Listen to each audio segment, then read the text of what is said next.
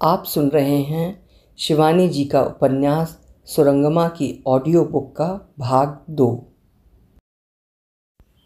तब क्या सुबह हो गई थी? शायद बड़ी देर में उसकी आंखें झपकीं, इससे नींद नहीं टूटी थी। उसने सर झुकाए ही ट्रे थाम ली।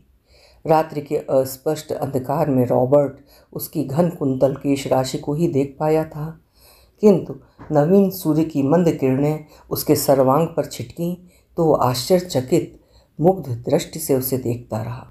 सोने में जूड़ा अस्त व्यस्त होकर शिथिल हो गया था, पर फिर भी ऐसा लग रहा था जैसे कोई शंखचूर्ण काला नाग कुंडली मारे उसकी ग्रीवा से सट गया हो।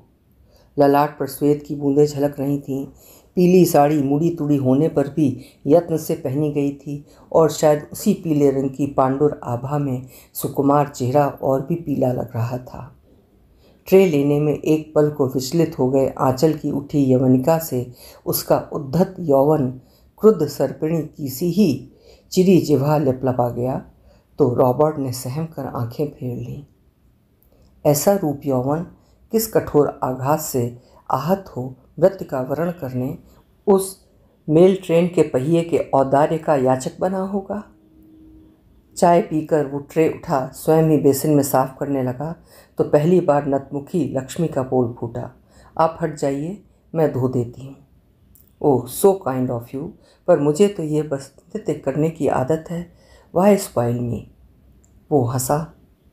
लक्ष्मी ने उसके हाथ से प्याले लेकर स्वयं साफ किए, फिर ट्रे उठाकर मेज पर धराई। रॉबर्ट तैयार होने चला गया। जब लौटा तब नीली वर्दी में था। बोस्की की नीली कमीज में उसका गोरा रंग और निखर आया था। ग्रीक सौंदर्य की रूपरेखा से गढ़े चेहरे पर तीखी नाक के नीचे लाल अक्षरों पर ममतामयी मुस्कान थी और फिरोजी आंखों में था गहन वात्सल्य। चलो लक्ष्मी, चलें, उसने ऐसे अंतरंग परिचय के स्वर में कहा जैसे उसे वो वर्षों से जानता हो। तुम्हें मैं जनाने डिब्बे में बैठा दूंगा, घबराना नहीं। बीच बीच में आकर तुम्हें देखता रहूँगा। दिन ही दिन का तो सफ़र है, वो भी कुछ ही घंटों का। 4 बजे लखनऊ पहुंच जाएंगे। मेरा केबिन गाड़ी के छोर पर है। वो मार्ग भर किसी नन्ही बच्ची की तरह उसे दिलासा देता आया, पर वो धन्यवाद का शब्द भी नहीं कह पाई। ट्रेन के जिस जनाने डिब्बे में रॉबर्ट उसे बिठा गया था उसमें 2-3 देहाती स्त्रियां गठरी मोटरी लिए बैठी थीं। गोरे साहब को देखकर तीनों सहम कर सिकुड़ गईं। रॉबर्ट फिर जाते जाते लौट आया, अपना बटुआ उसे थमाकर। फिर वो अंग्रेजी में कहने लगा, इसे रख लो, शायद कभी ज़रूरत पड़े। ट्रेन चल पड़ी, पर वो बड़े आत्मविश्वास से अनुभवी लंबी लंबी डगें भरता अपने डिब्बे की ओर बढ़ गया। मार्ग भर उसकी सहयात्रिणियाँ उसे संदेह से घूरती रहीं। शायद रॉबर्ट का व्यक्तित्व और अंग्रेजी संभाषण उन्हें और सहमा गया था। लखनऊ पहुँचने से पूर्व रॉबर्ट उसे चाय का एक कुल्हड़ थमा गया था। Like it? I love this कुल्हड़ टी। वो खिड़की पकड़ स्वयं भी अपने कुल्हड़ से चुस्कियाँ लेता गाड़ी चलने तक खड़ा रहा था। लखनऊ आने के एक स्टेशन पहले ही उसकी तीनों सहयात्रिणियाँ डिब्बा खाली कर उतर गईं तो लक्ष्मी भयभीत हो गई। कहीं कोई चोर उचक्का चढ़ाया तो क्या कर लेगी। पर गाड़ी उसके बाद किसी भी स्टेशन पर नहीं रुकी। 4 बाग आते ही रॉबर्ट उसे उतारने आ गया। उसके पीछे पीछे वो ऐसी सकपकाई सहमी चली जा रही थी जैसे दाएं बाएं आगे पीछे एक ही गजानन के असंख्य संस्करण उसे पकड़ने चले आ रहे हों। उसी आतंक के साथ साथ एक और दुश्चिंता उसे मुखर बना गई। सुनिए, मेरे पास तो टिकट नहीं है। मेरा बटुआ तो है ना, रॉबर्ट हंसा, कहीं उसे लेकर भाग न जाना। लक्ष्मी का चेहरा फक पड़ गया। छी छी, उसने क्या अंत तक बटुआ लेकर भागने वालियों की श्रेणी में ही उसे रख दिया था। रिक्शा उसे लखनऊ के जिन प्रशस्त पथों से लिए जा रहा था उनसे लक्ष्मी का कोई पूर्व परिचय नहीं था। पिछली बार पति के साथ जब पितृगृह से भाग कर आई थी तब गजानन ने उसके लंबे घूंघट को एक पल के लिए भी नहीं हटने दिया था। लखनऊ का स्टेशन कब आया और कब गया वो जान भी नहीं पाई थी। लाल बाग के लाल ईंटों के बने छोटे से बंगले नुमा मकान के पास ही रिक्शा छोड़ रॉबर्ट लोहे का फाटक खोल उसे भीतर ले गया। बरामदे में रॉबर्ट के पीछे खड़ी थी कि घंटी का शब्द सुन गृह स्वामिनी ने द्वार खोल दिया। भाई को देखकर चिकने गौर मुखमंडल पर क्षण भर को उतरी उजली हंसी उसी पल भाई की अपरिचिता संगनी को देख लिपस्टिक रंजित अधरों पर ही विलुप्त हो गई। जिस सुगंध का भवाका लक्ष्मी को उसकी शैया पर ही बेसुध कर गया था, उसी सुगंध का आभास पाते ही वो जान गई कि यही वेरोनिका है। Veronica, this is Lakshmi. Lakshmi, ये मेरी बहन है वेरोनिका। रॉबर्ट ने ऐसी स्वाभाविकता से दोनों का एक दूसरे से परिचय कराया जैसे दोनों ही को एक दूसरे से मिलने का पूर्वाभास था। किंतु कुंवारे भाई के साथ उस सुंदरी सांवली हिंदुस्तानी युवती को देखकर वेरोनिका प्रसन्न नहीं हुई थी। ये भाव प्रतिपल उसके कठोर चेहरे को उग्रतर बनाता और भी कठोर बना रहा था।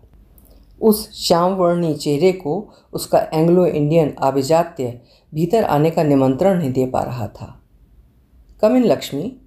रॉबर्ट का ही स्नेह सिक्त स्वर उसे किसी उत्साहित बालक के से उत्कंठित आमंत्रण से भीतर खींच ले गया। बहन का कमरा भाई के कमरे से कहीं अधिक सुव्यवस्थित था।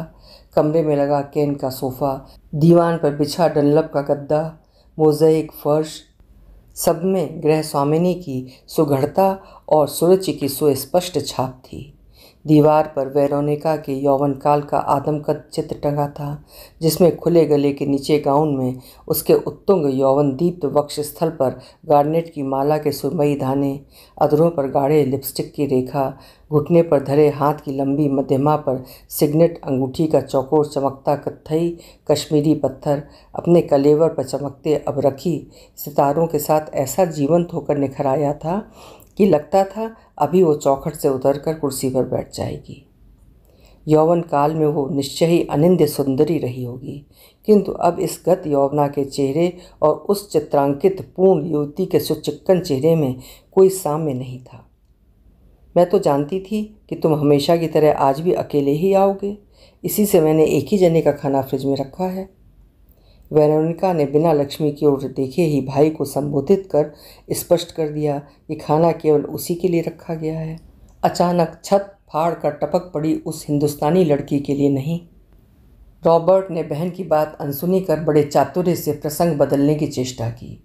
अरे हाँ वेरोनिका, तुमने पिछली बार कहा था ना, अब कभी मद्रास की ओर जाऊँ तो तुम्हारे लिए ढेर सारी काली मिर्च ले आऊँ और नटमैग। ओ लक्ष्मी, तुम कभी वेरोनिका के हाथ का बना स्पॉन्ज केक खाओगी तो बस उंगलियां ही चाटती रहोगी। पर वेरोनिका मूड आने पर ही केक बेक करती है, क्यों है ना? पर रूठी वेरोनिका पूर्ववत बड़बड़ाती रही। खाना कम पड़ेगा तो मुझे दोष मत देना, मैं क्या जानती थी कि तुम किसी को साथ ला रहे हो। लक्ष्मी का चेहरा अपमान से लाल पड़ गया, किंतु बहन की बात जैसे रॉबर्ट के कान में ही नहीं पड़ी। बड़ी भूख लगी है वेरोनिका, जो कुछ भी बनाया है जल्दी से मेज पर लगा दो। मुझे 3 बजे एक मेला स्पेशल लेकर बनारस जाना है। तुम्हारे फ्रिज में बियर वियर तो होगी ही, क्यों? गला सूख रहा है।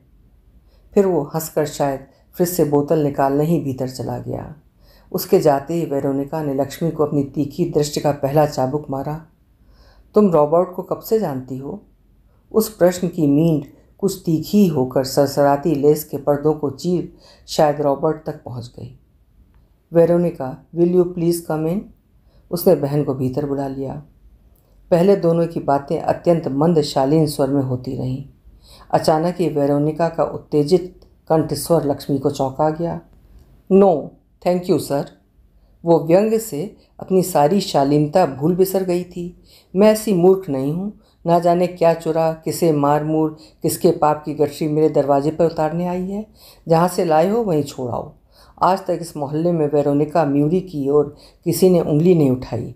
आज जब कब्र में जाने की घड़ियां गिन रही हूँ, तब इस जवान छोकरी का पाप धोने को कह रहे हो? क्या बात कर रही हो वेरोनिका? कौन तुमसे कह रहा है कि उसे सदा के लिए आश्रय दो? मैं क्या इतना मूर्ख हूँ? लड़की निश्चय ही किसी संभ्रांत परिवार की है।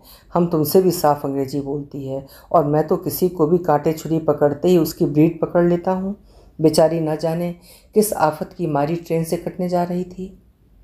तो क्या मैंने दुनिया भर के आफत के मारों का कोई ठेका ले रखा है? Veronica, I beg. रॉबर्ट शायद घुटने टेक कर बैठ गया था, किंतु जितना ही धीमा सर रॉबर्ट का था, उतने ही क्रुद्ध स्वर में उसकी बहन गरज रही थी। Now tell me Bobby, did you get her into trouble? अर्थात सच बताओ बॉबी, क्या तुम्ही ने तो उसका सर्वनाश नहीं किया?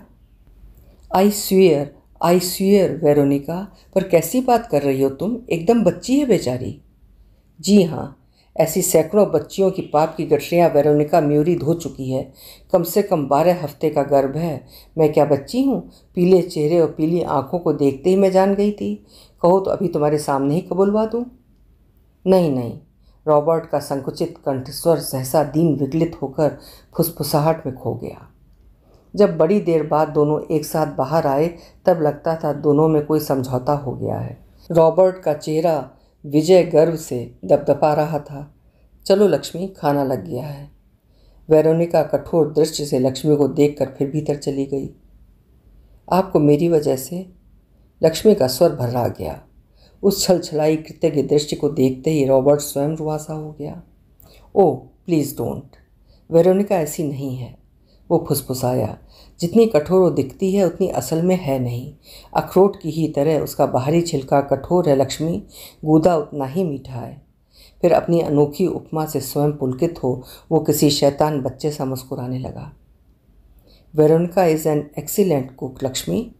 वो शायद जानबूझकर ही रूठी बहन को मनाने मक्खन लगा रहा था। वेरोनिका ने 3 धुले नैपकिन निकालकर मेज पर धर दिए। भाई के लिए ही शायद उसने उस दिन उसकी मनपसंद चीज़ें बनाकर रखी थीं, गोश्त, मछली, मैक्रोनी, चीज़ कैनेज और डिंग। किंतु उसका स्नेह शून्य आतिथ्य लक्ष्मी को जिह्वा पर डंक देता चला गया था। एक रोटी के टुकड़े को ही वो देर तक कुतरती रही थी। पल भर पूर्व के भाई बहन के बीच हुए वार्तालाप ने उसे एक ऐसे नए धरातल पर खड़ा कर दिया था जिसकी धरणी निरंतर काँप रही थी। तब क्या सचमुच ही वो उस पशु की संतान की माँ बनने वाली थी? किंतु वो कितनी मूर्ख थी जो गर्भधारिणी होने पर भी अजन्मी संतान के अस्तित्व का एक भी संकेत नहीं समझ पाई। समझती भी कैसे? न आज तक कभी उसका सर चकराया, न उसे किसी शारीरिक अस्वस्थ बोध ने ही विचलित किया। कभी कभी पितृगृह के उड़िया महाराज की बनाई झाल मछली के लिए वो स्वयं जल से निकली मछली सी ही तड़प उठती थी। लगता था कहीं किसी की थाली में भी झोल का अवशिष्ट जूठन पा लेती तो नज़र बचाकर शायद चाट ही लेती। रॉबर्ट जाने लगा तो एक पल को लक्ष्मी की निविड़ गंभीर पुतलियों में न जाने कैसे आतंक की बदली तैर गई थी। रॉबर्ट को लगा वो रो पड़ेगी। लक्ष्मी, वो हाथ का बैग झुलाता फिर ठिठक कर खड़ा हो गया था। तुम घबराना नहीं, वेरोनिका ने कहा है मेरे लौटने तक तुम यहाँ रुक सकती हो। और फिर मैं कहाँ जाऊँगी?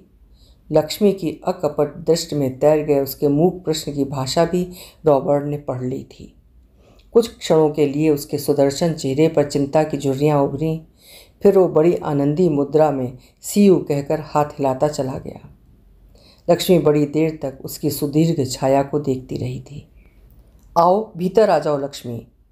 लक्ष्मी चौंक कर मुड़ी।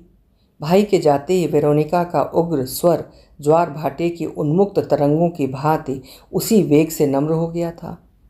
आओ। उसका हाथ पकड़ वेरोनिका अकपट स्नेह से उसे भीतर ले गई। द्वार की दोनों चिटखनियाँ लगा उसने मूर्तिवत अचल खड़ी लक्ष्मी की ओर स्नेह स्निग्ध दृष्टि से देख फिर उसी मधुर स्वर में कहा, आओ मेरे बेडरूम में चलो। वेरोनिका के बेडरूम की भव्य सज्जा भी उसके गोल कमरे की सज्जा सी ही सुघड़ थी। एक चौड़े नक्काशीदार आईना लगे पलंग पर स्वच्छ बिस्तर लगा था। पलंग पोश की सपाट बिछावन से लेकर 2 ऊंचे तकियों के उत्तुंग उभार में रॉबर्ट के बंगले में लगे उसके बिस्तर का सा यमज सामने था। बैठो।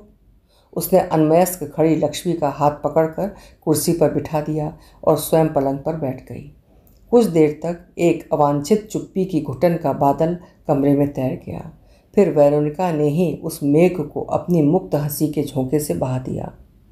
क्यों लक्ष्मी, किस दुख से ट्रेन के नीचे कटने गई थी, मैं बताऊं?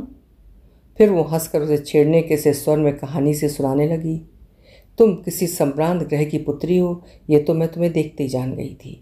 शायद बचपन में ही बहुत उपन्यास पढ़ने लगी थी। अब अपनी पैनी दृष्टि लक्ष्मी के नतमुखी चेहरे पर गड़ा उसने अपनी अंगूठियों से भरी उंगलियों की कैंची सी बना घुटने पर धर ली और एक नकली बनावटी लंबी सांस खींचकर फिर लक्ष्मी के अतीत का सूत्र थाम लिया। फिर तुम्हारे जीवन में शायद कोई प्रेमी आया, उपन्यासों के नायक सा ही सुंदर, ए डैशिंग हीरो, और एक दिन तुमने बिना कुछ सोचे समझे उसे अपना सर्वस्व अर्पण कर दिया। जब उसने तुम्हारी ये अवस्था देखी तब तुम्हें छोड़कर भाग गया। क्यों, है ना ठीक? मैं जानती हूँ लक्ष्मी, जानती हूँ। कौमार्यावस्था में मातृत्व का बोझ कैसा दुर्वह होता है, कितना लज्जाजनक। क्या स्वयं अपने ही अतीत की स्मृति वेरोनिका को पर दुख कातर बना रही थी? मैं कुंवारी नहीं हूँ। लक्ष्मी की पतली आवाज़ काँप रही थी। ओह, दैट इज़ समथिंग। तब क्या पति से झगड़ा हो गया या किसी सौत का आविर्भाव तुम्हें पटरी के पास खींच ले गया? पर ऐसे चेहरे को तो किसी सौत का डर खौफ नहीं होना चाहिए। लक्ष्मी, क्या विवाह तुम्हारे माता पिता की सहमति से हुआ था? मेरे माँ नहीं हैं। ओह, तब क्या पिता ने तुम्हारा विवाह किया था? नहीं, मैंने स्वयं ही अपना विवाह किया था। कहाँ, कोर्ट में? पर तुम तो अभी बालिग नहीं लगती। क्या उम्र है तुम्हारी? 18 वर्ष। ओह माय गॉड, विवाह कहाँ हुआ था? एक मंदिर में ही हमने एक दूसरे को माला पहनाकर विवाह किया था।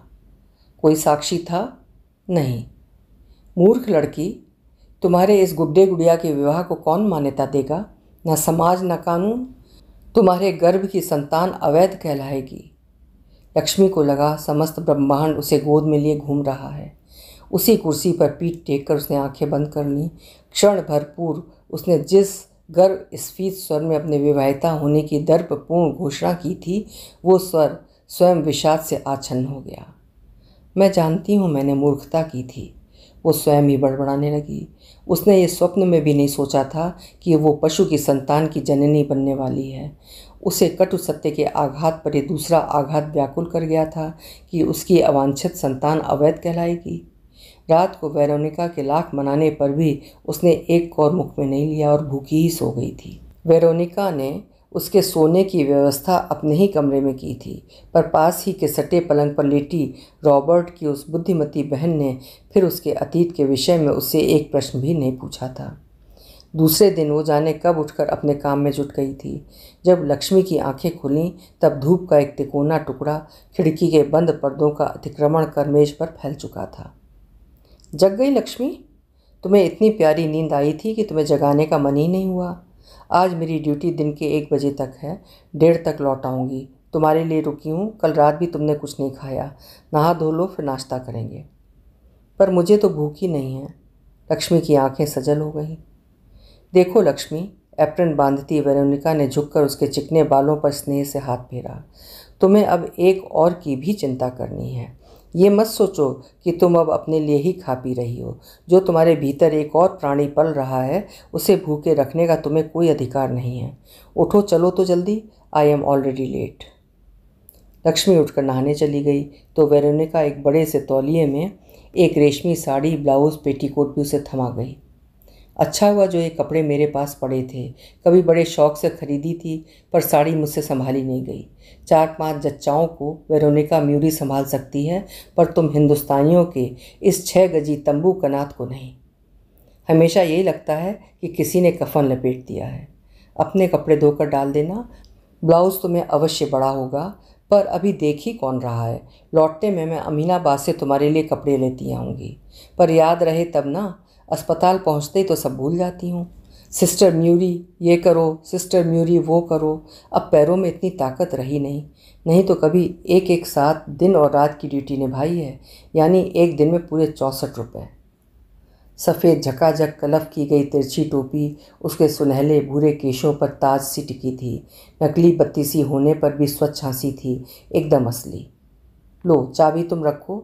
तुम्हारा नाश्ता मेज पर धर गई हूँ, सब ठीक से खा लेना। ये नहीं कि अंडा अध कच्चा है तो उठाकर सिंक में बहा दो। तुम्हारे लिए ऐसा ही हाफ बॉइल्ड अंडा ठीक है। उसे चाबी थमा वो फिर चली गई थी। बड़ी देर उन्मुक्त जलधार के नीचे पूर्ण कुंतल भिगोकर जब लक्ष्मी बाहर निकली तब तक मन का बोझ बहुत हल्का हो गया था। किसी प्रकार अपनी दयालु मेजबान का आदेश पालन कर उसने नाश्ता निपटाया। फिर बरामदे में बिछी चटाई पर लेट गई। अपरिचित ग्रह के औदार्य से खुले छोड़े गए एकांत कमरों में जाने का उसे साहस नहीं हुआ। अब तक वेरोनिका ने दोबारा उसके हृदय के घावों को अपनी कौतूहली जिज्ञासा की अनावश्यक खोज खांच से नहीं दुखाया था, किंतु स्वयं उसका भी तो कुछ कर्तव्य था। लेटे लेटे ही वो दृढ़ निश्चय कर चुकी थी, वेरोनिका के आते ही वो उसे अपने अतीत के बिखरे पृष्ठ थमा देगी। निश्चय ही वो ममतामयी अपरिचिता फिर उसे घर से बाहर नहीं निकाल पाएगी। जब वेरोनिका लौटी तब उसके दोनों हाथ कागज़ के पैकेटों से भरे हुए थे। मैं तुम्हारे लिए सब कुछ ले आई हूँ। उसका उत्फुल्ल चेहरा उत्साह से दमक रहा था। पेटीकोट, साड़ी, तौलिया, कंघा, साबुन, पेस्ट, टूथब्रश। दर्जी से भी कह आई हूँ, कल यहीं बैठकर तुम्हारे ब्लाउज सिल जाएगा। कृतज्ञ दृष्टि से उसे देख लक्ष्मी ने पैकेट थाम लिया। और वो कर भी क्या सकती थी? वो भिखारिणी सी ही तो उसके द्वार पर आंचल फैलाकर खड़ी हो गई थी। चाय पीकर जब वेरोनिका उसे लेकर गोल कमरे में बैठी रॉबर्ट का मोजा बिन रही थी, तभी लक्ष्मी ने साहस कर अपना पूरा अतीत उसके सम्मुख खोलकर रख दिया। लक्ष्मी, वेरोनिका का स्वर गंभीर था, मेरी राय मानो तो तुम अपने पिता के पास ही चली जाओ। तुम संपन्न गृह की पुत्री हो। तुम्हारे पिता उतने कठोर नहीं होंगे कि तुम्हें क्षमा दान न दें। फिर तुम उनकी एकमात्र संतान हो। तुम्हारी इस अवस्था में तुम्हारा घर लौट जाना ही ठीक है। हो सकता है अपनी प्रतिष्ठा और वैभव के जोर से तुम्हारे पिता तुम्हारे उस अकर्मण्य पति को बुला उससे तुम्हारा विवाह करा कोई अच्छी नौकरी दिला दें। नहीं नहीं, लक्ष्मी लगभग चीख ही पड़ी थी। देखिए उसने मेरी क्या अवस्था की है। अब तक लाज संकोच से सिकुड़ी सिमटी जैसे किसी दयालु न्यायाधीश की अदालत में खड़ी धर्षिता, पीड़िता, नालिश कर रही लक्ष्मी मुखरा लक्ष्मी बन गई थी। उसने वेरोनिका का दिया ढीला ब्लाउज बिना किसी संकोच के चिबुक तक उठा दिया और ईषत नम्र सुचिक्कन स्तन युगल पर भयानक दंत नख क्षतों के नीले उभरे चकत्ते वेरोनिका को सहमा गए। लक्ष्मी हृदयहीन पति की पाशविकता का पुष्ट प्रमाण देकर मेज पर ही सर रखकर सिसकने लगी। वेरोनिका बड़ी देर तक सिसकियों से कांपती पीठ पर फैले उसके घुंघराले केशों पर हाथ फेरती रही। Lakshmi, don't cry my child. अब तुम्हें कोई भय नहीं है। शायद यीशु ने जानबूझकर ही तुम्हें मेरे पास भेजा है। आज तक 499 शिशु पृथ्वी पर लाई हूँ, 500 पूरा करने के लिए। शायद वो मेरी कठिन परीक्षा लेना चाह रहा है। तुम्हें अब कहीं नहीं जाना होगा, तुम मेरे पास ही रहोगी। उसे अभयदान देकर फिर वेरोनिका रात भर नहीं सो पाई थी। उसके गृह में अचानक किसी आंधी सी आ गई उस सुंदरी विजातीय किशोरी को देखकर क्या उसके कौतूहली प्रतिवेशी चुप रह पाएंगे?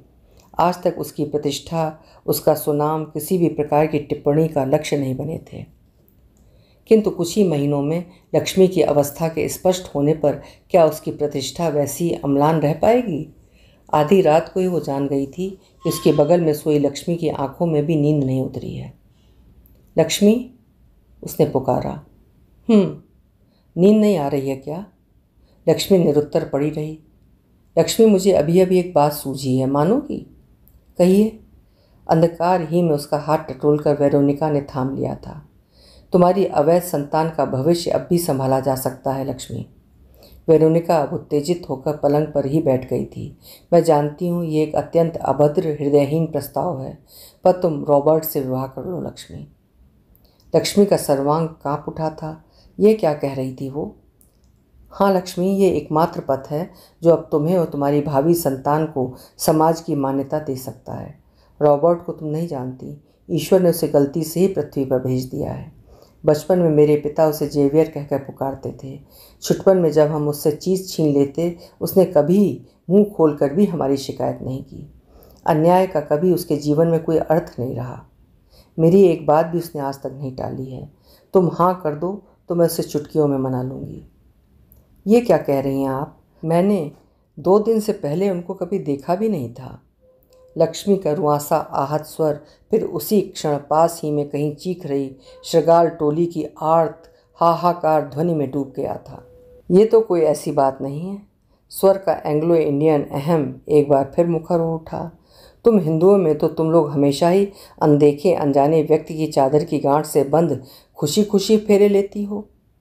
नहीं नहीं, मैं ऐसी मूर्खता अब नहीं करूँगी। एक बार यथेष्ट भोग चुकी हूँ। किसी भी पुरुष को देखते ही अब मेरे हाथ पैर ठंडे पड़ जाते हैं। उस सब का कभी कोई प्रश्न नहीं उठेगा, इसका मैं तुम्हें वचन देती हूँ। रॉबर्ट संत है, ए सेंट पर्सनिफाइड। तुम्हें वो केवल पति का आरक्षण ही नहीं देखा, तुम्हारी भावी संतान को अपना नाम देगा लक्ष्मी। पिता का वात्सल्य देगा, पिता की छत्र छाया देगा। ये क्यों नहीं समझती तुम? वेरोनिका के स्वर में अनुनय विनय की नम्रता नहीं थी, आदेश की कठोर खनक थी। यहाँ फादर ओनूर मेरे मित्र हैं, अपने गिरजाघर में वो कल ही तुम दोनों का विवाह करा देंगे। किसी को कानो कान भी पता नहीं होगा।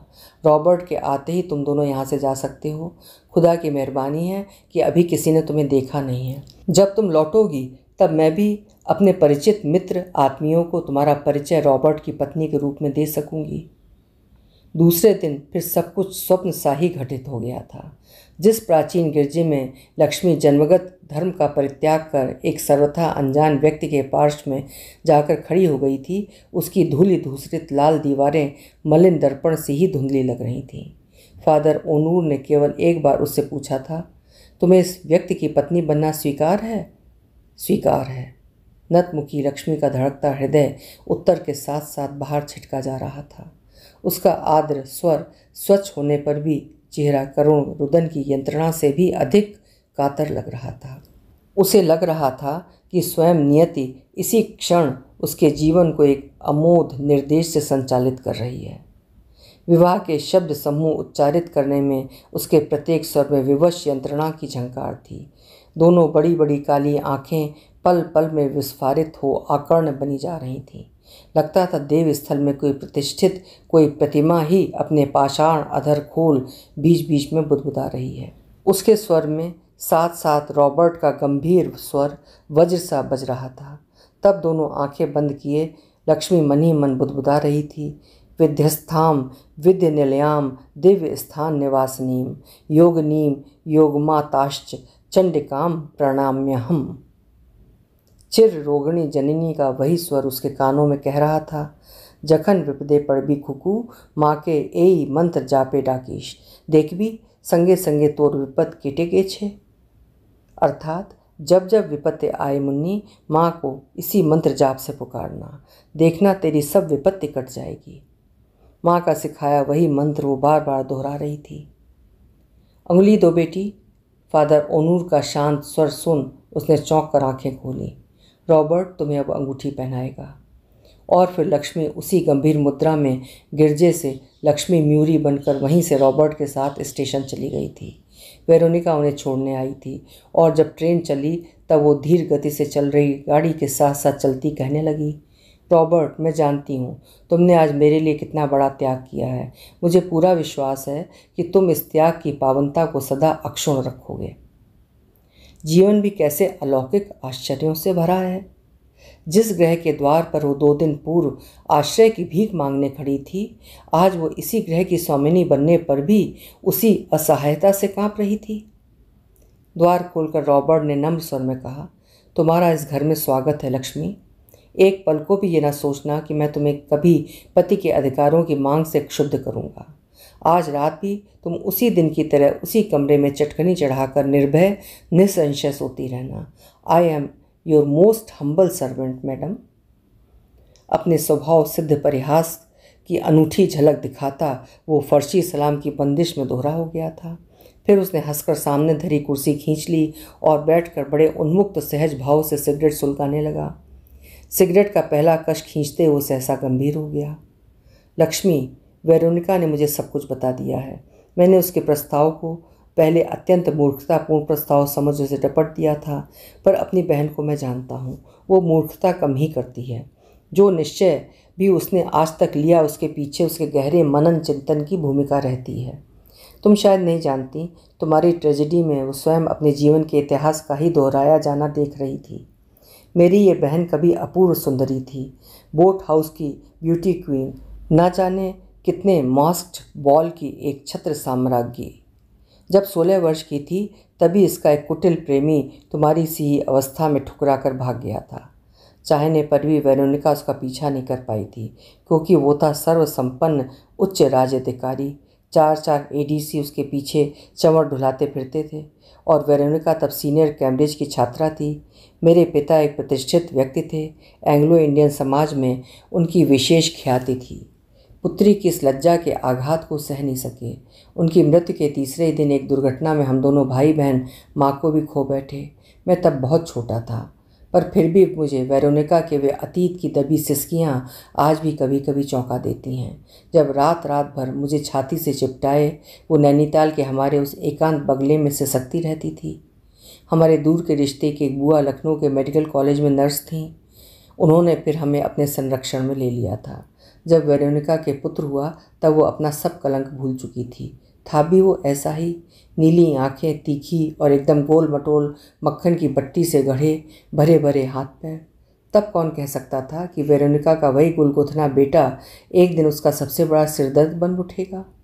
4-5 दिन बाद ही हमें उसकी विचित्र गतिविधि देखकर कुछ अटपटा लगने लगा। जिन सुंदर नीली पुतलियों ने हमें पहले ही दिन मोह लिया था वे निरंतर कांच की गोलियों सी घूमने लगीं। गोल मटोल चेहरे की भावहीनता क्रमशः स्पष्ट होती चली गई। दिन प्रतिदिन उस भोले दंतहीन शिशु का चेहरा किसी दंतहीन अनुभवी वृद्ध का सा सिकुड़ता चला गया। एक दिन हम दोनों जान गए कि वो नॉर्मल नहीं है। उसके साथ के बच्चे घुटनों चलते आसपास की धरी चीज़ों पर लपकने लगे थे और वो अपनी लट्टू सी घूमती पुतलियों से हमें घूरता हमारे कलेजे में हिमखंड बनाता जा रहा था। बुआ के कहने से वेरोनिका ने अपनी नर्सिंग की ट्रेनिंग पूरी कर ली थी। दिन भर अब वो माइक को आया के पास छोड़ अपनी ड्यूटी पर जाने लगी। नाइट ड्यूटी पर जाती तो मैं उसकी देखभाल करता। कभी अकेले निस्तब्ध रात्रि में उसकी भयावह भावशून्य दृष्टि, हंडा सा सिर और मॉन्स्टर की सी हंसी मुझे भयभीत कर जाती। पर धीरे धीरे हम दोनों ने उसके अस्वाभाविक अस्तित्व को स्वीकार कर लिया। मैं अब उसके भूख से रोने को पहचानने लगा था। उसके करवट लेने के रोने की भाषा, नैपी गीले होने का क्रंदन, सब कुछ पहचान मैं कभी दूध की बोतल उसके मुंह से लगा देता, कभी करवट बदल देता और कभी नैपी बदल उसकी नन्ही अचल विवश देह को अपनी देह का आश्रय दे सुला देता। मुझे तो आज भी यही लगता है कि वो वेरोनिका से अपने पूर्व जन्म की कोई कठोर शत्रुता निभाने ही आया था। 24 सुदीर्घ वर्षों तक वो निरंतर उसके जीवन को भी अपने जीवन सा ही निष्प्राण अर्थहीन बनाता रहा। वो तब तक उसके सुख का मार्ग अवरुद्ध किए पड़ा रहा जब तक उसका यौवन जलकर खाक नहीं हो गया। जब वो गया तब उसकी अभाग्नि जननी के दग्ध यौवन की राख ही शेष थी। वेरोनिका अपूर्व सुंदरी थी। एक से एक माँ के जवान उसे अपनी पत्नी बनाना चाहते थे, किंतु उसके उस अमानुष पुत्र का पिता बनने का साहस एक भी नहीं संजो पाया। जब माइक की मृत्यु हुई तब उसका शरीर बेड सोर के भयानक व्रणों से छलनी हो चुका था। दुर्गंध के भभाके से त्रस्त हो कभी कभी मुझे वेरोनिका की उपस्थिति में ही नाक पर रुमाल धरना पड़ा। पर वेरोनिका मांस के उस लोथड़े पर भी जान छिड़कती थी। सुबह उठकर उससे बेड पहन देती, स्पंज करती, कपड़े बदलती, दाढ़ी बनाती, फिर अपनी ड्यूटी पर जाती। कभी कभी उसे लौटने में भी देर होती तो माइक अपनी विकृत चीख से पूरा मोहल्ला गुंजा देता। मैं झल्ला उठता, पर उसकी सहनशीला जननी के चेहरे पर मैंने कभी झुंझलाहट की एक शिकन भी नहीं देखी। उस दिन मैं ही वेरोनिका को ज़बरदस्ती शहर में लगी एक प्रसिद्ध पिक्चर दिखाने ले गया। ऐसे घोर डिप्रेशन में तुम एक दिन पागल हो जाओगी, आया तो है, मैंने माइक को खिला पिला दिया है। मैंने कहा तो बड़ी अनिच्छा से तैयार हुई थी। शायद माँ की सूक्ष्म अंतर्दृष्टि उसे बार बार चेतावनी दे रही थी। माइक ने उस दिन पूरी डबल रोटी खा ली थी, 3 प्याला सूप पी, आधा सेर दूध एक ही सांस में गटक वो बार बार मेरी ओर अतृप्त दृश्य से देखता रहा था। उन आँखों की मुँह की याचना मैंने देख ली थी। मैं अब भी भूखा हूँ, उन भावशून्य आँखों ने कहा। पर जब मैंने उसका मुंह नैपकिन से पोंछा और तकिए पर लिटा दिया तब उसने मुझे अपनी भयावह हंसी का नियमित मौन धन्यवाद नहीं दिया। उसकी वो विकृत हंसी उसकी विभत्स चीख से भी अधिक भयावह होती थी। मैं समझ गया कि उसका पेट नहीं भरा था, पर मैं बाहर चला आया। जब इंटरवल में मैं बाहर आया तब बदहवास सी आया मुझे ही ढूंढ रही थी। साहब साहब जल्दी चलो, माइक बाबा न जाने कैसा कर रहा है, हाथ पैर ऐंठ गए हैं और मुंह से फेन निकल रहा है साहब। मैं भीतर गया तो पिक्चर आरंभ हो चुकी थी। मेरे कुछ न कहने पर भी उस अंधकार में मेरा चेहरा देखे बिना ही वेरोनिका हड़बड़ा कर उठ गई। मैं उसका हाथ पकड़े ही फिर उसे बाहर ले आया। बाहर आते मैंने कौशल से भूमिका बांधी। माइक जरा परेशान हो रहा है, आया हमें बुलाने आई है। नहीं, तुम झूठ बोल रहे हो। उसका चेहरा पत्थर की मूरत सा स्थिर हो गया। माइक चला गया है, वो मुझे कभी माफ़ नहीं करेगा, कभी नहीं। हे भगवान, मैं यह पिक्चर देखकर ऐश मना रही थी और मेरा बच्चा चला गया without saying good bye. Oh my son, oh my son. इधर उधर खड़े लोग हमें विस्मय से देखने लगे। तभी मैं तमाशा जुटने से पहले ही उसे बाहर खींच लाया। हम घर पहुँचे तो सचमुच ही माइक जा चुका था। उसका सारा शरीर ऐंठ गया था। अंत की मर्मांतक पीड़ा में दोनों घुटने तब भी उसी मुद्रा में मुड़े तुड़े ऊपर उठे रह गए थे।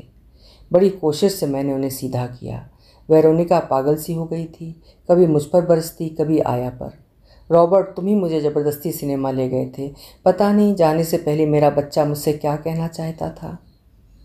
जन्म से ही मूक बधिर मेरा भांजा उससे अंत समय कह ही क्या सकता था, पर शायद वो ठीक ही कह रही थी। उसकी निरंतर घूमती पुतलियों में कभी कभी सचमुच ही वाणी उभर आती थी। कभी वो उन्हीं आँखों से हमारे गले लिपटता, हंसता, हमसे रूठता और हमें मनाता था। क्या पता जाते जाते उन्हीं आँखों से अपनी माँ से कुछ कह ही जाता। उसकी मौत के बाद वेरोनिका एकदम ही टूट गई। उसका बेटा ही उससे नहीं छिना, उसके उस वंचक प्रेमी का स्मृति चिन्ह भी उससे सदा के लिए छिन गया, जिसे वो आज तक भी उतना ही प्रेम करती है जितना 30 वर्ष पूर्व करती थी। फिर धीरे धीरे मेरी उस कर्मठ बहन ने ज़िंदगी से जूझने के लिए जो गर्दन उठाई वो आज तक नहीं झुकाई। मैंने कहा था ना कि वो जब भी कोई महत्वपूर्ण निर्णय लेती है तब उसकी वही दैवी शक्ति उसकी जीभ पर आकर बैठ जाती है। जब उसने अपना ये विचित्र प्रस्ताव मेरे सम्मुख रखा तब मेरा पहला शब्द यही था, नहीं वेरोनिका, तुम्हारा दिमाग सचमुच ही सठिया गया है। सेनाइल डिके इसे ही कहते हैं। नहीं बॉबी, उसका दृढ़ स्वर थप्पड़ सा मेरा मुंह बंद कर गया था। ईश्वर की यही इच्छा है और उसकी इच्छा महान है। जानती हो मैं 30 वर्ष का हूँ और वो लड़की शायद 17 की भी नहीं है। जानती हूँ, और ये भी जानती हो वेरोनिका कि वो किसी की पत्नी है। क्या ये अन्याय नहीं है? क्या ये उसकी विवश परिस्थितियों का फ़ायदा उठाना नहीं है? तुमसे यदि कोई कहे कि तुम किसी विजातीय से विवाह कर अपना धर्म परित्याग कर दो तो क्या तुम मान जाओगी? वो भी ऐसे व्यक्ति के लिए जिसे 2 दिन पहले तक तुमने कभी देखा भी नहीं था। सब जानती हूँ बॉबी। उसका कंठ स्वर उतना ही शांत था, पर मैं बार बार क्रोध से उबलता जा रहा था। क्या ये मेरे प्रति अन्याय नहीं है कि एक अनजान व्यक्ति की पत्नी को मैं उसकी अनुपस्थिति में बिना उसकी अनुमति के ही अपनी पत्नी बना लूं और बाद में उसका परिणाम भोगूं? किसी के पाप का बोझ मुझसे वहन करने को कह रही हो वेरोनिका? नहीं, वो किसी की पत्नी नहीं है। फिर मुझे दृढ़ विश्वास है बॉबी कि तुम्हारा संस्पर्श भी उस अजन्मे शिशु के भविष्य को संवार देगा। बाइबल की शपथ खाकर कहता हूँ लक्ष्मी, तुम्हारा हाथ पकड़ने पर भी किसी प्रकार की कामना वासना ने मुझे रुद्ध नहीं किया। वेरोनिका चाहती है तुम्हें पढ़ा लिखा कर वो तुम्हें आत्मनिर्भर बना दे। तब तक तुम्हारी शिक्षा का, तुम्हारी संतान के भरण पोषण का भार मैंने सहर्ष स्वीकार किया है। रॉबर्ट को लगा लक्ष्मी अब रो पड़ेगी। एकदम ही झटके से अपनी गंभीर विषय की डोर खींच उसने बड़े चातुर्य से विषय परिवर्तन कर दिया। अरे वाह, कैसा मूर्ख हूँ, बातों ही बातों में भूल गया था कि आज हमारा विवाह हुआ है और हम दोनों भूखे हैं।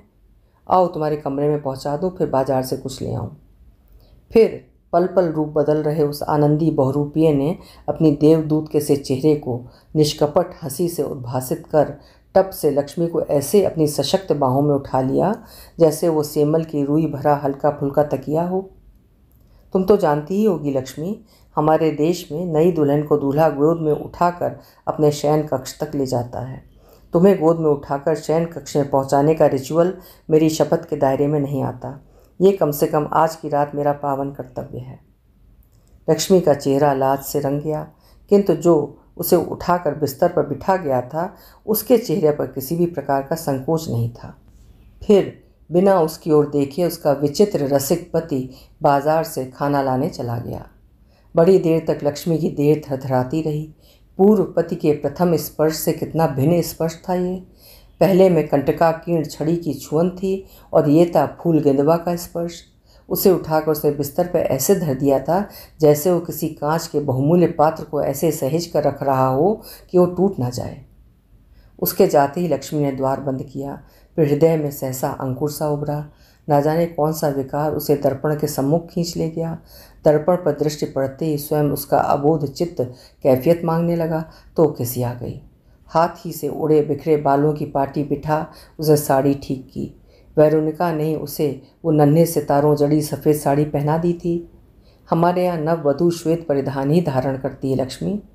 गले में फिर उसने सोने की क्रॉस जड़ी अपनी दिवंगतता जननी की चेन पहनाकर कहा था, इसे कभी मत खोलना, ये मम्मी की है।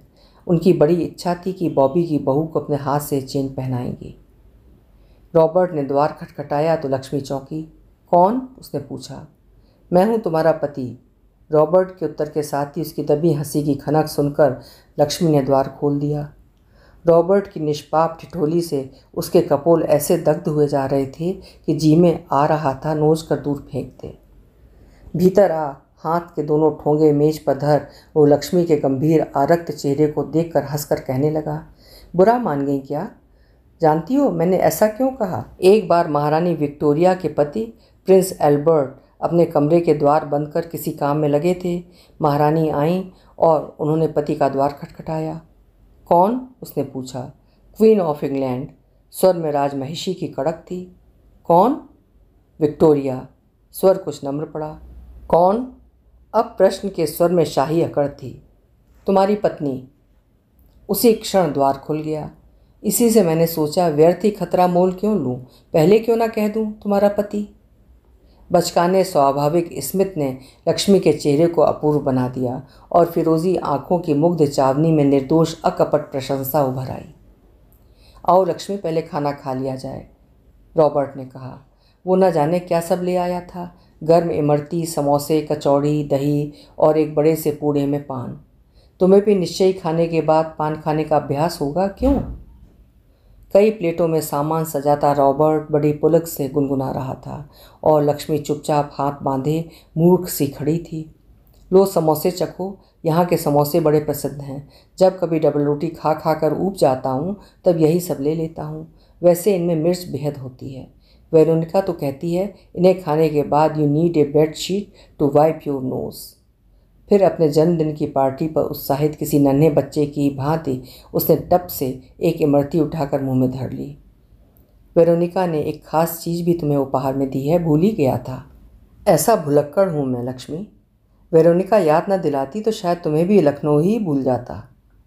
बार बार वो अपनी चुहलबाजी से अपनी नववधू को गुदगुदाने की चेष्टा कर रहा था और उतनी ही बार लक्ष्मी लाज से छुई मुई होती जा रही थी। वेरोनिका की दी गई शैंपेन निकाल उसे 2 गिलासों में उड़ेल दी। लक्ष्मी की ओर गिलास बढ़ाते वो सहम कर पीछे हट गई। नहीं नहीं, मैं ये सब नहीं पीती। कोई बात नहीं, गिलास थाम तो सकती हो। भरा गिलास उसे ज़बरदस्ती थमा। अपना गिलास पर उससे टकरा कर वो ऊंचे उठाकर हंसकर कहने लगा, to the health and happiness of my bride.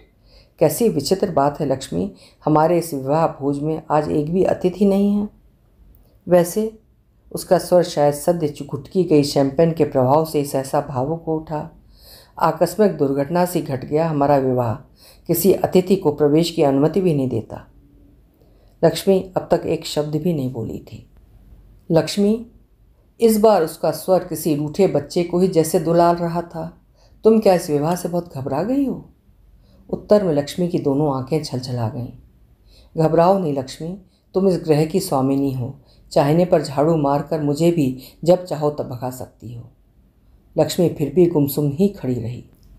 I assure you Lakshmi, I am as humble as a water snake. इस उपमा ने इस बोझिल वातावरण को हल्का बना दिया और हल्की सी मुस्कान उसके होंठों पर आई देख रॉबर्ट प्रसन्न हो गया। दैट्स अ गुड गर्ल, अब तुम सो जाओ। आज मुझे लग रहा है लक्ष्मी कि मैं बड़ा भाग्यवान हूँ जो मेरा कोई मित्र नहीं है। दिन भर बंद कमरे में खर्राटे ले रात रात भर अप एंड डाउन रेलगाड़ियों में स्टेशनों की धूल फांकने वाला ये गार्ड चाहे 20 विवाह कर पूरा हरम बना ले, किसी को न कोई कौतूहल होगा न जिज्ञासा। तुम आराम से कमरा बंद कर 24 घंटे सो सकती हो। 3 दिन मुझे यहाँ रहना है, फिर तुम्हें लखनऊ पहुँचा दूंगा। That is the end of our strange honeymoon. अपने दोनों हाथ छत की ओर उठाकर वो फिर हंसा।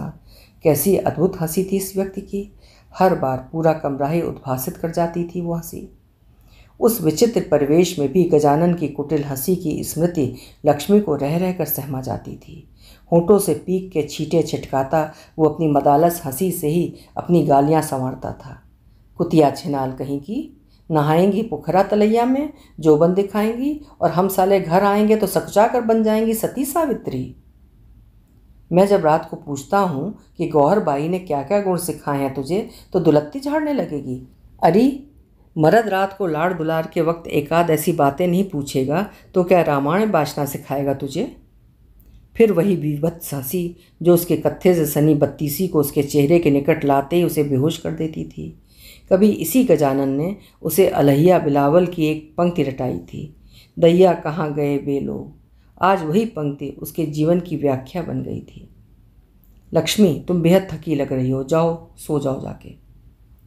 उस दिन की भांति फिर कमरे की चिटखनी चढ़ाने उठे लक्ष्मी के हाथ स्वयं ही झुक गए थे। नहीं, अब वो इस व्यक्ति पर अविश्वास नहीं कर सकती थी। दोनों रात भर वैसे ही खुले रहे जैसे उन्हें रॉबर्ट खोल गया था। सुबह रॉबर्ट के उठने से बहुत पहले ही जगकर उसने पूरे घर को झाड़ बुहार चाय का पानी चढ़ा दिया था।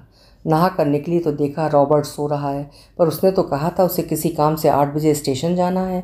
7 बज चुके थे। कई बार खांसते खकारने पर भी वो नहीं जगा तो लक्ष्मी ने जानबूझकर ही खाली ट्रे गिरा दी। वो अचकचा कर बाहर निकला तो उसके हाथ में एक हॉकी स्टिक थी। लक्ष्मी को देखते ही वो ज़ोर से हंसने लगा। अच्छा तो तुम हो, मैं फिर भूल गया था कि तुम यहाँ हो। अक्सर किचन में एक नेवला घुसकर खाने पीने की चीज़ें गिरा जाता है, सोचा वही आज भी आया है, इसी से ये उठा लिया। अरे 7 बज गए, मुझे तो 8 बजे स्टेशन पहुँचना है। आप नहा लीजिए, चाय तैयार है। लक्ष्मी के निर्विकार स्वर में रात का संकोच नहीं था। वाह वाह, एकदम इनाम देने वाला काम कर दिया तुमने। नहीं तो यहाँ क्या कभी रॉबर्ट म्यूरी को बनी बनाई चाय नसीब हुई है। वो नहाने चला गया तो लक्ष्मी ने रात की बची सारी चीज़ें गर्म कर मेज पर लगा दी। वो नहाकर अपने सुनहले भीगे बालों पर ब्रश फेरता अपने ही गृह में अलमस्त अतिथि सा बन कुर्सी पर बैठ गया। ये तो अच्छा खासा भोज है जी, तुम नहीं नहाओगी? मैं नहा चुकी हूँ। अच्छा लक्ष्मी, मैं अब शायद शाम तक नहीं लौट पाऊँगा। तुम दरवाज़ा बंद कर दिन भर आराम कर सकती हो। स्टोर रूम में वेरोनिका की कई पत्रिकाएं पड़ी हैं। वक्त से आ गया तो तुम्हें कहीं घुमाने ले चलूँगा। नवीन पतिगृह में लक्ष्मी के 3 दिन फिर पंख लगाकर उड़ गए थे। रॉबर्ट का सरल निश्चल व्यवहार, एकांत निर्जन परिवेश छोड़कर लखनऊ जाने को उसका मन नहीं कर रहा था। इस बीच उसने रॉबर्ट की अव्यवस्थित गृह की काया पलट कर दी थी। रॉबर्ट के जाते ही वो उसकी एक पुरानी कमीज को बांस में लपेटकर ऊंची दीवारों पर लगे मकड़ी के जालों को साफ करने में जुट गई थी। फिर एक एक कर उसने पंखे, बिजली के बल्ब, तस्वीरों के कांच चमकाए, खूंटियों पर से कपड़े हटाकर उनको तहाया। फिर जब कुछ करने को नहीं रहा तब बगीचे का झाड़ झंखाड़ साफ करने में जुट गई। रॉबर्ट लौटा तो झकाझक चमक रहे कमरों की सुव्यवस्था देख दोनों हाथ कमर पर धर हंसकर कहने लगा, वाह लक्ष्मी, जी में आ रहा है तुमसे कहूँ अब तुम लखनऊ मत जाओ। फिर अचानक ही उसे लगा वो कोई गलत बात कह गया है। वेरोनिका कह रही थी तुम इंटर कर चुकी हो, वो जितनी जल्दी हो सके तुम्हारा दाखिला यूनिवर्सिटी में कराना चाहती है। ठीक ही है, एक बार यूनिवर्सिटी ज्वाइन कर लोगी तो तुम्हारी पढ़ाई का सिलसिला लगा रहेगा। पर जब लखनऊ जाने के दिन ताला लगाकर लक्ष्मी रॉबर्ट के साथ चलने को उद्यत हुई तब स्वयं ही 3 दिन की ममता उसके पैरों में बेड़ियां बनकर लिपट गईं। उसे उस क्षण अपने चित्त की दुर्बलता पर क्षोभ भी हुआ था, जिसके साथ उसने कभी जीवन के अच्छे बुरे पूरे 365 दिन बिताए थे, जिसके प्रेम में उन्मत्त हो पिता के गृह की ममता भूल बिसर कर निकल आई थी, जिसकी संतान उसके गर्भ में प्रतिपल बढ़ रही थी, उसे उसके अकृतज्ञ हृदय ने एक बार भी याद नहीं किया था।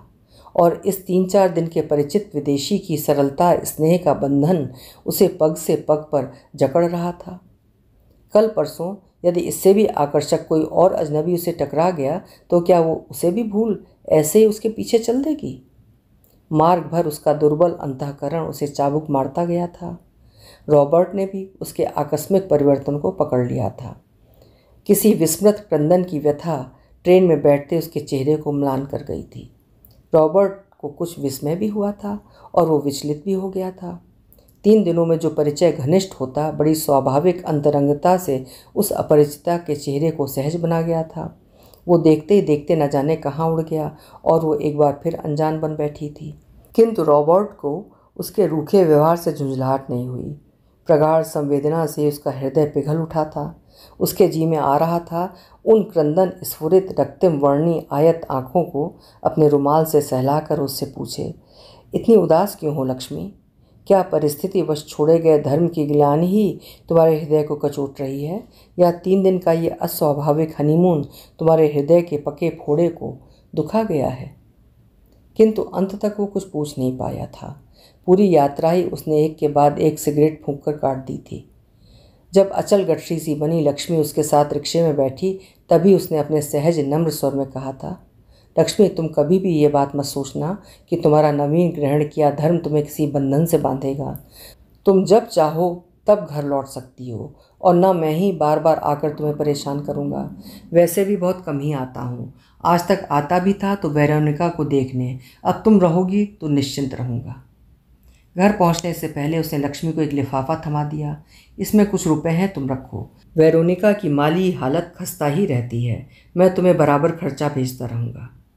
नहीं नहीं, घबरा कर लक्ष्मी लिफाफा उसे ही लौटाने लगी थी। मैं क्या करूँगी इससे, सभी कुछ तो उन्होंने ले दिया है। लिफाफा रॉबर्ट की पसरी चौड़ी हथेली में वैसा ही धरा देख लक्ष्मी ने उठाकर उसकी जेब में डाल दिया। उसके देने और रॉबर्ट की न लेने की चेष्टा में एक संक्षिप्त अवधि के लिए दोनों के हाथ एक दूसरे से गुथ गए। अचकचाकर रॉबर्ट ने जेब से हाथ हटा लिया और विलग होकर बैठने की चेष्टा करने लगा, किंतु रिक्शा की संकीर्ण सीट में दोनों चाहने पर भी बिना सटे नहीं बैठ सकते थे। घेर घुमावदार सड़कों पर बार बार दोनों के कंधे एक दूसरे से सटे जा रहे थे। मार्ग भर फिर दोनों चुपचाप बैठे रहे थे। जब घर पहुँचे तब वेरोनिका बरामदे में ही अखबार पढ़ रही थी। उन्हें देखते उसका चेहरा खिल गया। वेलकम वेलकम कहती वो बड़ी ललक से उनका स्वागत करने आगे बढ़ी और लपक कर उसने लक्ष्मी के दोनों गाल चूम लिए। 4 ही दिन में तुम्हारा चेहरा बदल गया है लक्ष्मी, क्यों, कैसा रहा तुम्हारा हनीमून? रॉबर्ट का चेहरा पहली बार बहन की उपस्थिति में लाल पड़ गया। फिर वो कठोर स्वर में कहने लगा, डोंट बी सिली, सब कुछ जानकर भी तुम क्यों बेचारी लड़की को इम्प्रेस कर रही हो वेरोनिका? तुम जानती हो कि हमारा विवाह गुड्डे गुड़ियों का खेल था, विवाह नहीं एक समझौता मात्र है। इसे क्यों भूल जाती हो? मैं क्या तुम्हें नहीं जानती रॉबर्ट? वेरोनिका का रुआंसा खिसियाया स्वर एकदम ही अवरोध के स्वरों में उतर आया। मैं ऐसा नहीं जानती तो क्या शरण में आई इस गरीब को ऐसी अवस्था में तुम्हारे साथ अकेली भेज देती? तुम्हारे जाते ही मैंने फादर से बात कर ली है, ये कल ही से यूनिवर्सिटी जाने लगेगी। फिर रॉबर्ट कोई ड्यूटी ना रहने पर भी अकारण ही अपनी ड्यूटी का बहाना बना उसी दिन लौट गया था। वेरोनिका के मित्र, आत्मीय, स्वजन, प्रतिवेशी सबने धीरे धीरे लक्ष्मी को मिसेस म्यूरी के रूप में स्वीकार कर लिया। इतवार के दिन वेरोनिका गिरजाघर जाने लगती तो लक्ष्मी स्वयं ही साथ हो लेती। वेरोनिका ने उसे नवीन ग्रहण किए गए धर्म के किसी भी प्रतिबंध से बांधने की कभी चेष्टा नहीं की थी, किंतु जिस निर्जन गिरजाघर में नियति ने उसके जीवन को एक तीखे झटके से मोड़ दिया था, वहाँ की अद्भुत शांति में डूबकर वो कुछ क्षणों के लिए अपने अतीत, वर्तमान, भविष्य सब कुछ भूल जाती थी। रॉबर्ट फिर पूरे 2 महीने तक उनसे मिलने नहीं आया। एक बार आया तो लक्ष्मी यूनिवर्सिटी गई थी। लाख रोकने पर भी वेरोनिका उसे नहीं रोक पाई थी। बीच बीच में उसके पत्र आते रहते, कभी किसी बड़े शहर से, कभी किसी छोटे से स्टेशन से, किंतु प्रत्येक महीने लक्ष्मी के नाम का मनी ऑर्डर ठीक समय पर ही भेज वो किसी बंजारे सा महीनों के लिए अलोप हो जाता। एक बार उसका मनी ऑर्डर गोवा से आया तो वेरोनिका चौंकी। नीचे संक्षिप्त संदेश लिखा था, मैंने रेलवे की नौकरी छोड़ दी है, चिंता मत करना, मुझे यहाँ बहुत अच्छी नौकरी मिल गई है। उस संदेश ने वेरोनिका का स्वभाव ही बदल दिया। अब वो जरा जरा सी बात पर चिड़चिड़ा उठती थी, कभी उद्भ्रांत सी स्वयं ही बड़बड़ाने लगती, मैंने ही तो उसे भगा दिया है, क्या ये मेरा सरासर अन्याय नहीं था? उसका स्वगत भाषण लक्ष्मी को ही लक्ष्य कर कभी उसे क्षुब्ध कर देता और वो सर झुकाए चुपचाप सुनती रहती। उस बेचारे का क्या दोष? बड़बड़ाती वेरोनिका का सुंदर चेहरा रूखा और विकृत होता। दूसरे के पाप का बोझ ढोना क्या सहज है? नौकरी छोड़कर नहीं जाता तो करता क्या? दिन रात पड़ोसी मेरी आफत किए हैं। ठीक भी तो है, जब तक कोई गहरी बात ना हो, सुंदरी नई ब्याही बहू को छोड़कर क्या कोई भाग जाता है? आज तक वेरोनिका म्यूरी पर किसी ने उंगली भी नहीं उठाई थी। इतने वर्षों से इस मोहल्ले में हूँ। ठीक 6ठे महीने रॉबर्ट का संक्षिप्त पत्र आया था कि वो बड़े आराम से है, वेरोनिका उसकी कोई चिंता ना करे, भारत के बाद गोवा उसे स्वर्ग सा लग रहा है। पत्र में कहीं भी लक्ष्मी का कोई उल्लेख नहीं था, किंतु मनी ऑर्डर के बदले इस बार 7-8 महीने की पूरी सम्मिलित राशि का ड्राफ्ट बनाकर ही उसने भेज दिया था। धीरे धीरे उस अपरिचित ग्रह में लक्ष्मी के नीरस दिन बीतते चले गए थे। प्रतिवेशियों की मूक संदिग्ध दृष्टि अब बड़े दुस्साहस से मुखर हो उठी थी। ये कैसा विवाह किया था रॉबर्ट ने? सुंदरी आसन प्रसवा पत्नी को वो एक बार देखने भी तो नहीं आया था, और ये भी पढ़ाई का कैसा शौक कि मेरु पर्वत सा पेट लेकर नित्य पढ़ने जाती है। किंतु वेरोनिका के उग्र व्यक्तित्व के सम्मुख फिर किसी को मुंह खोलकर कुछ पूछने का साहस नहीं होता। वेरोनिका भी लक्ष्मी को एक प्रकार से अपने बंगले में बंदनी बनाकर ही मूंदे नहीं रहती। कभी संध्या को उसे साथ ले दूर टहलने निकल जाती, कभी पादरी ओनूर के यहाँ। समाज का कौतूहल ज्वार भाटे की तरंगों सा स्वयं ही शांत होकर बैठ गया था। वेरोनिका का बड़बड़ाना अब लगभग बंद हो गया था और उस शांत गंभीर लड़की के प्रति उसका स्नेह एक बार फिर पूर्ववत स्वाभाविकता में लौट आया था। रात को जब वो उसकी बगल में लगे पलंग पर आकर चुपचाप लेट जाती, तब वेरोनिका के जी में आता उसे छाती से लगा ले। उस सकपकाए बचकाने निर्दोष चेहरे को देखते ही उसका हृदय ममता से छलक उठता। उसे देखकर कौन कह सकता था कि यह चुपचाप गंभीर लड़की किसी अकर्मण्य शराबी का हाथ पकड़ घर से निकल पड़ी होगी। उसके भावी प्रसव की चिंता भी कभी कभी वेरोनिका को सहमा देती। उसने एक से एक कठिन प्रसव निपटाए थे, किंतु जब भी उसकी दृष्टि उस दुर्बल लड़की के उभार पर पड़ती, वो मन ही मन क्रॉस बना यीशु को स्मरण करती। कहीं से कुछ हो गया तब, किंतु अंत तक कुछ हुआ नहीं था। लक्ष्मी, तुम्हारे इजी लेबर से अधिक समय तो शायद किसी डेंटिस्ट को दांत उखाड़ने में लगता होगा। बाद में उसने हंसकर उससे कहा था। अपनी नवजात नन्ही चूहिया सी कन्या को देखकर जब लक्ष्मी ने विरक्त से मुंह फेर लिया, तब वेरोनिका ने उसे डांट कर कहा था, क्या कर रही हो लक्ष्मी? लो दूध पिलाओ इसे। नहीं नहीं, मर जाने दो इसे, मैं दूध नहीं पिलाऊंगी। पुत्री को देखते उसके पिता का कुटिल चेहरा उसकी आंखों में तैर गया था। पागलपन मत करो लक्ष्मी, देखो भगवान ने तुम्हें कैसी प्यारी बच्ची दी है। एक दिन तुम इसी का मुंह देखकर जीवन का सब दुख कष्ट भूल जाओगी। भगवान की दी गई वस्तु का अपमान करना महापाप है लक्ष्मी। उसे समझा बुझाकर वेरोनिका घर लौट आई थी और अपनी मोटी डायरी के पृष्ठ में उसने लिखा था, रॉबर्ट और लक्ष्मी को पुत्री लाभ, जन्म क्रिसमस के प्रातःकाल, वजन 5 पाउंड, रंग उज्ज्वल। वही 5 पाउंड की क्षीण काया कन्या जब हृष्ट पुष्ट हो 7 महीने में ही घुटना चलकर बैठने लगी, तब लक्ष्मी सचमुच ही अपने अतीत की व्यथा भूल बिसर गई। वेरोनिका ने न जाने कितनी बार उसके नाम बदल दिए थे, कभी ब्यूटी, कभी बॉनी और कभी एम्बर, पर लक्ष्मी ने तीसरे दिन उसका नाम धर दिया था सुरंगमा। छी छी, इतना लंबा नाम। वेरोनिका ने उसका नाम कभी स्वीकार नहीं किया। रॉबर्ट को सुरंगमा के जन्म की सूचना देने में वेरोनिका ने विलंब नहीं किया था, किंतु उसके पत्र पाने की अब उसे कोई आशा नहीं रह गई थी। कभी कभी वेरोनिका को घोर दुश्चिंता घेर लेती। पुत्री के पहले जन्मदिन पर भी वो नहीं आया तो लोग क्या कहेंगे। वो सुरंगमा के माध्यम से कई बार लक्ष्मी को सुना सुना कर कह चुकी थी, सुन ले माई लिटिल वन, एक चिट्ठी लिख अब डाल तू अपने डैडी को। मेरी पहली सालगिरह पर नहीं आए तो मैं फिर तुमसे बात नहीं करूँगी। चतुरा लक्ष्मी मन ही मन समझ जाती कि वो पत्र लिखने में असमर्थ अबोध पुत्री से नहीं, उसी से कह रही है। 1-2 बार शायद जानबूझकर ही फिर उसने दूसरे चुग्गे का दाना उसके सम्मुख बिखेर दिया था। लक्ष्मी, आज मेरे हाथ में बहुत दर्द है। दिन भर इंजेक्शन रूम में ड्यूटी लग गई, 20 इंजेक्शन गोदने पड़े। ना हो तो तुम ही रॉबर्ट को मनी आर्डर की पहुँच दे दो। किंतु लक्ष्मी ने अपनी शरणदात्री के एक इसी आदेश का आज तक पालन नहीं किया था। सुरंगमा की पहली वर्षगांठ थी। वेरोनिका ने फादर ओनूर के गिरजाघर में बिना किसी आडंबर के ही मना ली थी। रॉबर्ट का ना कोई पत्र आया ना उपहार। उसकी रुखाई कुछ दिनों तक वेरोनिका को फिर चिड़चिड़ी बना गई थी। ठीक भी तो है, क्यों भेजेगा उपहार? पराई संतान के भरण पोषण का खर्चा ही वहन कर रहा है, वही क्या कम है? इसके सगे बाप ने तो तुम्हें ढूंढने का कोई प्रयत्न नहीं किया। उपन्यास सुरंगमा की आगे की कहानी सुनिए भाग 3 में।